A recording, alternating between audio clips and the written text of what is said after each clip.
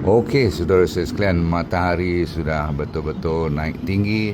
Tapi saya nak share dengan anda cahaya tu kat bawah tu. Dia punya sinaran pancaran ke depan kita tu.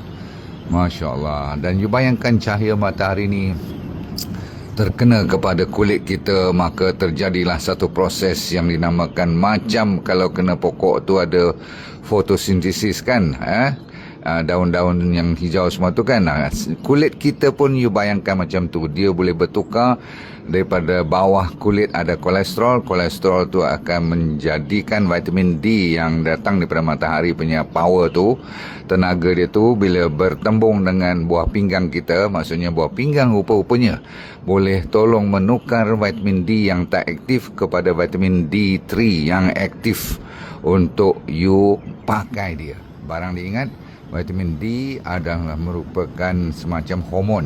Dia sebenarnya hormon punya level standard tinggi, yang paling orang kata apa, king dalam semua jenis mineral, vitamin semua, dialah kepala dia, raja dia. Jadi kalau kita tak cukup vitamin D3 dan disertai dengan K2, maka tunggulah banyak jenis penyakit yang boleh mengganggu hidup kita tanpa kita sedar.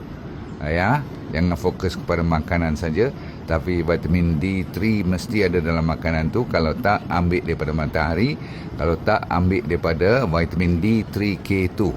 Okey, DND ada mengeluarkan kalau you sudi. Kalau tak sudi, ambil brand lain pun tak apa, saya tak kisah. Bye.